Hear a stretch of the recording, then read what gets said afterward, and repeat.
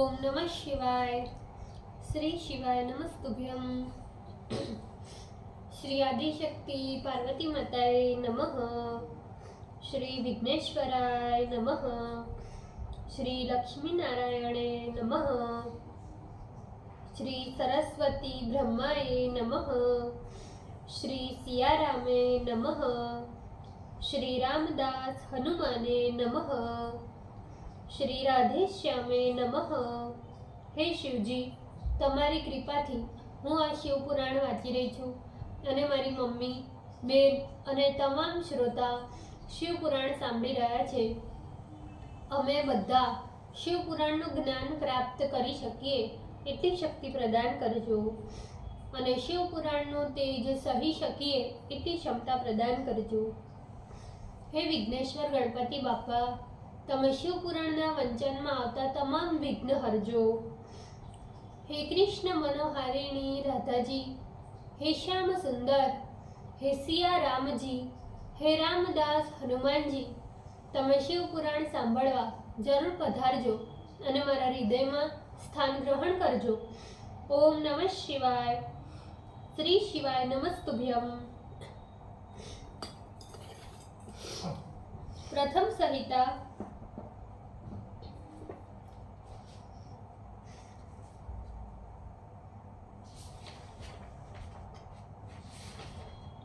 चतुर्विंशो अध्याय भस्म के महात्म्य का निरूपण, पेज नंबर 177. इसी प्रकार आश्रम धर्म वालों को भी स्वच्छ विभूति धारण करनी चाहिए, क्योंकि विभूति मोक्ष देने वाली एवं पापों का विनाश करने वाली कही गई है. जो विधि पूर्वक भस्म से त्रिपुंड धारण करता है वह महापातक एवं उपपातकों से भी छूट जाता है. ब्रह्मचारी, गृहस्थ, वानप्रस्थी एवं सन्यासी, क्षत्रिय, वैश्य, शूद्र तथा अन्य भी पतित तथा अधम भस्मोद्वलन एवं भस्म का त्रिपुंड धारण कर शुद्ध हो जाते हैं और वे भस्म के कारण करने से तत्क्षण पाप राशि से छुटकारा पा जाते हैं. भस्म धारण करने वाला विशेष रूप से स्त्रीवध, गौवध, वीरवध, अश्ववध आदि पापों से छूट जाते हैं, इसमें संशय नहीं. दूसरे के द्रव्य का अपहरण, दूसरे की स्त्रियों का घर्षण, पराई निंदा, पर पीड़न, पर क्षेत्रापहरण, शस्य तथा वाटिकादि का अपहरण, गृहदाहादि कर्म, नीच के द्वारा गाय, सुवर्ण, महिषी आदि एवं तिल, कंबल, वस्त्र, अन्न, धान्य तथा जल आदि का परिग्रह यानी दान, 10 वेश्या, चांडाली, क्षुद्री, नटी, रजस्वला, कन्या एवं विधवाओं से मैथुन, मांस, चर्म, रस तथा लवण का विक्रय, पराई चुगली, झूठी गवाही, झूठ बोलना, इस प्रकार के अनेकों और असंख्य पाप त्रिपुंड के धारण करने से तत्क्षण नष्ट हो जाते हैं. शिव के द्रव्य का अपहरण, जहाँ कहीं भी शिव की निंदा करने वाला एवं शिव भक्तों की निंदा करने वाला, ये सभी पापी किसी भी प्रायश्चित से शुद्ध नहीं होते. जिसके शरीर में रुद्राक्ष तथा माथे पर त्रिपुंड है वह चांडाल होते हुए भी पूजनीय एवं सभी वर्णों में उत्तम है. जो ललाट में त्रिपुंड धारण करता है वह इस लोक के सभी तीर्थों में, गंगा आदि श्रेष्ठ नदियों में तथा सभी श्रेष्ठ स्नानों में स्नान कर चुका. पंचाक्षर से लेकर 7 करोड़ मंत्र तथा और भी करोड़ों मंत्र शिव के कैवल्य को देने वाले हैं. हे मुने, शौनक और देवताओं के मंत्र तो केवल सुख मात्र प्रदान करते हैं, किंतु वे सभी सौख्य तो त्रिपुंड धारण करने वाले के वश में है. जो त्रिपुंड धारण करता है वह अपने वंश में जन्म लेने वाले सहस्त्रों पूर्वजों को तथा आगे जन्म लेने वाले सहस्त्रों संततियों का उद्धार करता है। जो त्रिपुंड धारण करता है वह संपूर्ण भोगों का भोग तथा दीर्घ आयुष्य प्राप्त करता है, रोग रहित रहता है और जीने के बाद शरीर का त्याग भी सुख से करता है।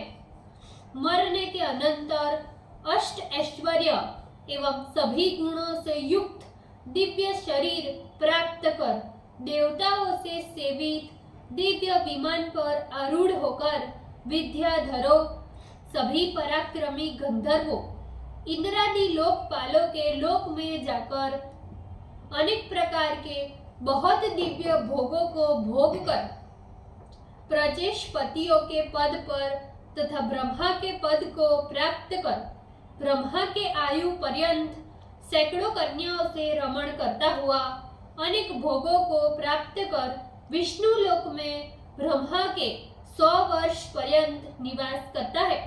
पुनः शिवलोक को प्राप्त हो इच्छा अनुसार अक्षय कामनाओं को प्राप्त कर शिव सायुज्य को प्राप्त करता है। इसमें किसी प्रकार का संचय नहीं है। सुत जी कहते हैं कि हे ऋषियों, सभी उपनिषदों के सार को बारंबार देखकर और विचार कर यही निर्णय किया गया है कि त्रिपुंड धारण करना सबसे उत्तम है। जो विभूति की निंदा करता है वे ब्राह्मण नहीं है बल्कि अन्य जाति से उत्पन्न हुआ है। वह विभूति निंदा के पाप से चतुर्मुख ब्रह्मा की आयु पर्यंत नरक में निवास करता है। श्राद्ध, यज्ञ, जप, होम, बलि वैश्वदेव एवं सभी देवताओं के अर्चन में त्रिपुंड धारण करने वाला मृत्यु को जीत लेता है।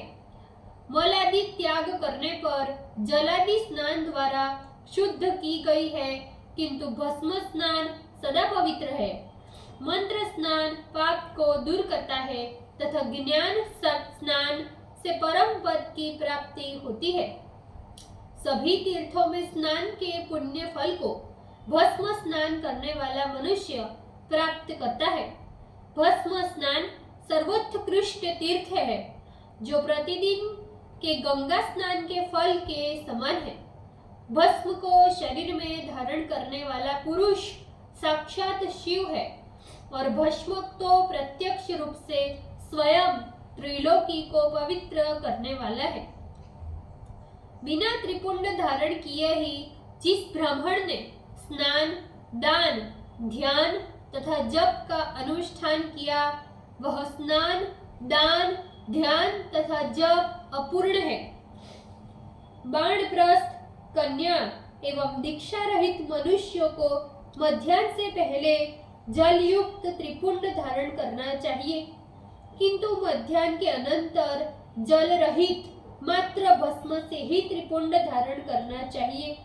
जो इस प्रकार श्रद्धा पूर्वक नित्य त्रिपुंड धारण करता है उसे ही सच्चा शिव भक्त समझना चाहिए और वही भोग तथा मुक्ति को प्राप्त करता है।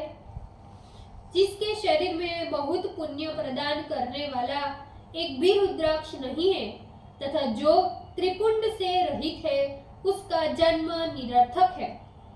सुत जी बोले, हे शौनक, हमने संक्षेप में यह त्रिपुंड महात्म्य कहा। ये सभी प्राणियों का रहस्य है, इसे तुम गुप्त रखना। हे मुनि पुंगवो, ललाट आदि सभी स्थानों में जहाँ त्रिपुंड धारण की विधि है उन स्थानों में त्रिपुंड धारण के लिए 3 रेखा करनी चाहिए। दोनों भ्रुवों के मध्य से आरंभ कर जब तक दोनों भ्रुवों का अंत न हो उतने दूर पर्यंत ललाट में त्रिपुंड धारण करें। यह त्रिपुंड मध्यमा और अनामिका उंगली से धारण करें, किंतु मध्य में प्रतिलोम से अंगुष्ठ द्वारा की गई रेखा को त्रिपुंड कहते हैं। अंगुलियों के मध्य से भस्म लेकर 3 रेखा बनावे। इस प्रकार का त्रिपुंड मुक्ति तथा भुक्ति देने वाला है। इस त्रिपुंड के 3 रेखाओं के क्रम से 9 देवता सभी अंगों में है। उनमें मैं कहता हूँ, सावधानी पूर्वक आप लोग सुने। अकार गार्हपत्य अग्नि है, भू रजोगुण है, ऋग्वेद क्रिया शक्ति और प्रातः सवन है। प्रथम रेखा के महादेव देवता है। हे मुनि श्रेष्ठ, शिव दीक्षा में परायणों का ये जानना उचित है। उकार दक्षिणा अग्नि है, आकाश सत्व गुण है, यजुर्वेद है, मध्य इंधन सवन है तथा जो इच्छा शक्ति और अंतरात्मा है। दूसरी रेखा के महेश्वर देवता है। हे मुनि श्रेष्ठ, शिव दीक्षा वालों को इसे जानना चाहिए। मकार आहवनयी अग्नि है, परमात्मा देवता, तमोगुण, स्वर्ग स्वरूप, ज्ञान शक्ति, सामदेव स्वरूप तथा तृतीय सवन है। तीसरी रेखा के शिव देवता है। हे मुनि श्रेष्ठो, शिव दीक्षा वालों को इसे जानना चाहिए। इस प्रकार त्रिपुंड के स्थान देवताओं को नमस्कार कर भक्ति पूर्वक त्रिपुंड धारण करना चाहिए। ऐसा करने से भोग तथा मोक्ष दोनों प्राप्त होते हैं।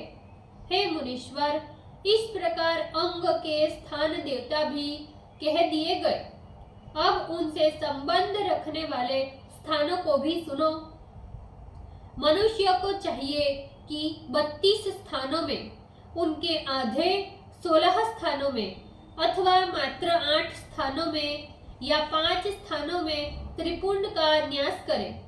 शीर, मस्तक, ललाट, दोनों कान, दोनों नेत्र, दोनों मस्तिका, मुख, गला, दोनों हाथ, दोनों कुरपुर, दोनों मणिबंध, हृदय, दोनों पाश, नाभि, मुस्क, दोनों उरु, दोनों गुल्फ, दोनों जानू, दोनों जंघा, दोनों पैर, ये उत्तम 32 स्थान है जहाँ न्यास करना चाहिए।